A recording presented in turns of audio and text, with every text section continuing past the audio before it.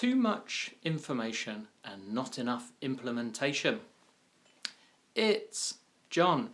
It's Marketing for Owners. It's the podcast. It's episode 166. Yeah, that's a lot. Sounds like a lot to me. Nearly half a year. Something like, actually, probably over half a year. Yes, over half a year, because I don't do them on Saturdays and Sundays. Wow, that's a lot, John.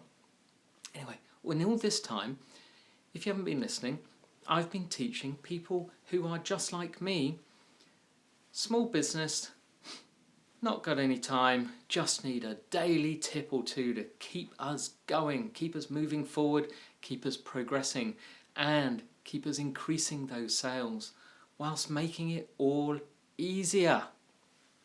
Let's get on with the show. Right, too much learning, not enough implementation. And yes, this is another self-study because, John, that's one of your main problems. I am always learning. However, do I get to implement everything that I learn? Probably not. In fact, let me rewind that. No. Probably not was being a bit, But no, I don't, because there just quite simply aren't enough hours in the day. So, what should I do? Should I learn less? And I actually work on this. I do work on this. I used to consume books by the bucket load. And I've slowed down on the books and I've narrowed the focus of what I learn. So podcasts. I listen to a lot of podcasts and I like to review them to give yourselves a better view of what's out there. However, for the ones that I listen to constantly, they are centered around the areas of marketing and what I love, lead generation, lead conversion, referrals, things like that. Yeah, I know, sounds boring to you, but I love it. So where do we learn?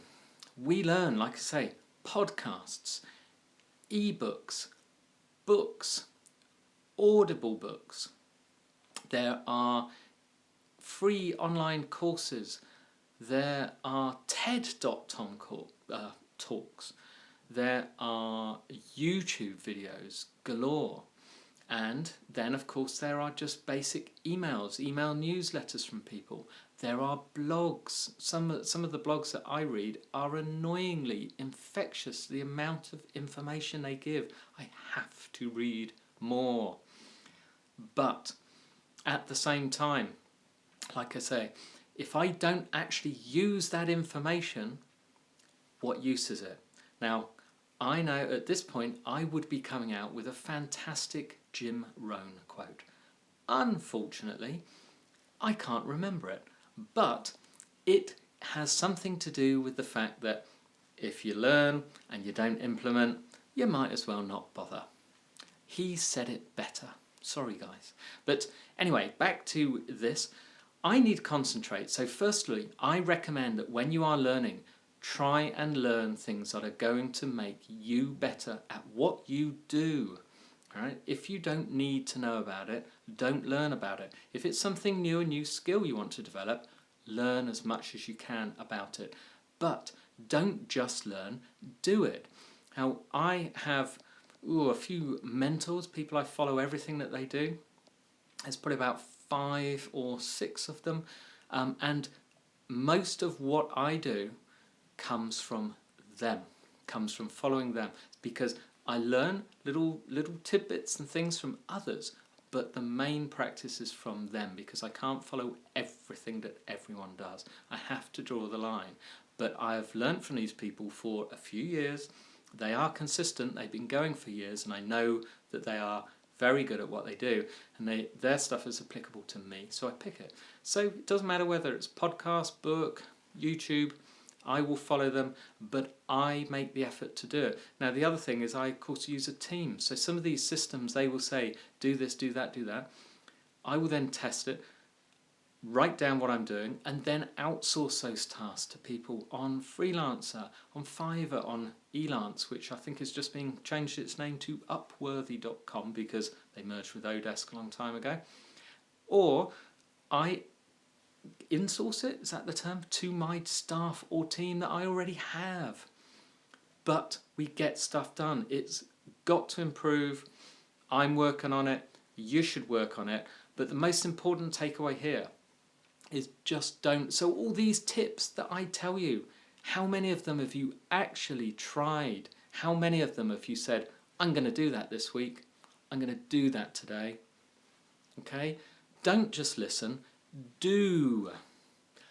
Thank you. It's Monday. More learning. Here's a book. The books I recommend, by the way, are way far reaching, cover virtually everything. But there are bits, even if they sound strange, that I've used. Today is The Toyota Way to Lean Leadership, written by a couple of guys, Jeffrey Liker and Gary Convis. Jeffrey Liker wrote The Toyota Way, and Jerry Convis actually was a production manager at a Toyota plant in North America and implemented a lot of the strategies. Now, Toyota, as you probably are aware, is the biggest car manufacturer in the world, and I think it's taken them 80 years from a standing start. That's pretty good. That's pretty big. They did it by designing their own production system called TPS, Toyota Production System, believe it or not. And this has influenced the Lean Startup by Eric Ries. It may sound to you like something that couldn't be further extracted from your business, but it's the principles that they apply.